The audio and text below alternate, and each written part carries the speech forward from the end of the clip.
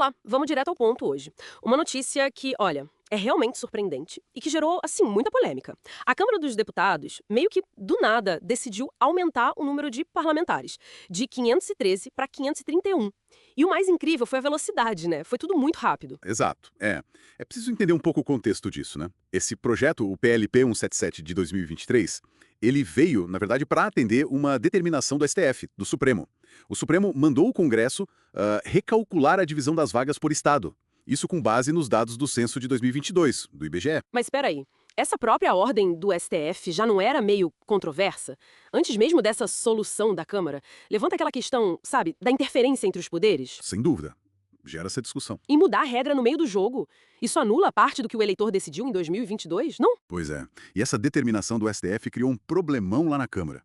Pelo novo cálculo, estados como Rio de Janeiro, Rio Grande do Sul, Bahia, eles perderiam cadeiras, enquanto outros, tipo Santa Catarina, Pará, ganhariam. Ah, entendi. O impasse clássico. Exato. Aí a articulação política lá dentro achou uma saída. Em vez de tirar de uns para dar para outros, simplesmente aumentaram o número total de vagas.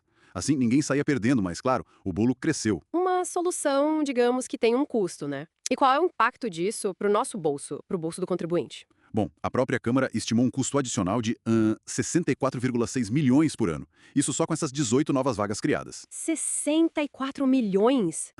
A justificativa oficial, né, que o presidente da Câmara, Hugo Mota, deu, e que está no material que a gente analisou, era que isso corrigiria uma distorção histórica apontada pelo IBGE. Ele negou que fosse para inchar a máquina. Mas a percepção geral foi de aumento de gastos, imagino. Foi imediata e forte. E olha que interessante. Mesmo aumentando o número total, a tal distorção histórica continua em alguns casos. Como assim? O caso de São Paulo é o mais claro. Continua com um teto de 70 deputados. Mas se fosse seguir a proporção da população, pelos cálculos, deveria ter uns 112 deputados. Caramba! Então, a solução para não desagradar ninguém acabou mantendo a maior das distorções? Exatamente. Mostra que talvez a prioridade não fosse a proporção correta, mas sim evitar o desgaste político interno. Ok, e como eles conseguiram aprovar isso tão rápido? A descrição que a gente viu pareceu uma operação relâmpago. Foi muito rápido mesmo. O relatório do projeto só apareceu no sistema na própria terça-feira da votação. No mesmo dia? Sim. Aí, no início da noite, por volta das 18h40, pediram urgência. A urgência foi votada e aprovada rapidinho, lá pelas 20 horas. E aí?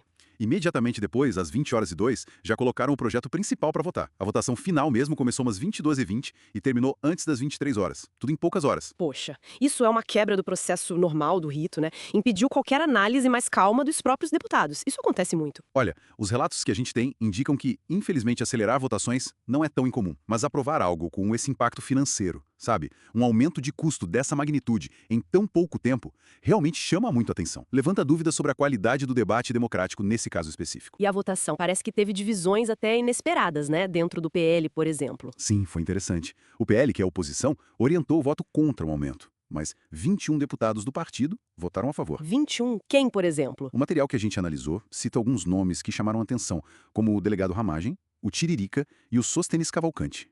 Esse último, Sóstenes, que é do Rio de Janeiro, foi até o microfone e pediu votos a favor para que o Rio não perdesse vagas. Ele chegou a dizer que o censo estava errado. Contrariando a orientação do próprio partido. Exatamente. Foi na contramão da liderança. Enquanto isso, outros 62 deputados do PL seguiram a orientação e votaram não. E as críticas no plenário, ouvimos dizer que foram bem duras. Foram, sim, bem fortes. O deputado Zucco, do PL do Rio Grande do Sul, chegou a comparar com outros países e chamou a medida de pouca vergonha. Direto. E teve também o deputado Maurício Marcon, do Podemos, também gaúcho, um estado que perderia vagas, né?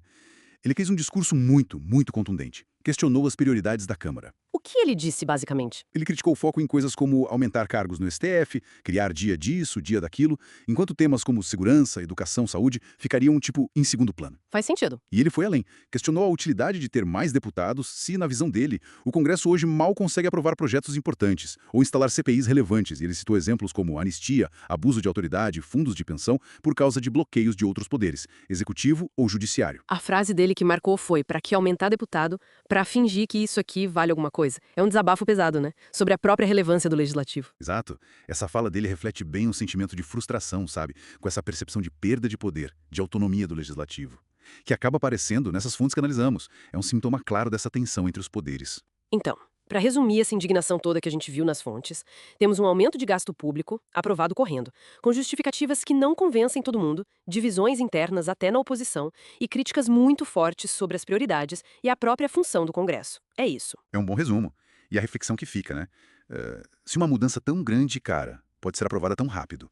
E, em meio a tantas críticas sobre o parlamento estar perdendo o foco, fica a pergunta: que outras pautas, talvez muito mais urgentes para o dia a dia da população, podem estar sendo deixadas de lado enquanto a energia política se gasta nesses rearranjos internos de poder? Uma ótima reflexão para a gente terminar. Agradecemos muito a atenção de quem nos acompanhou nesta análise e fica o convite para mais conteúdo e discussões como esta. Inscrevam-se no canal Direita em Pauta. Até a próxima!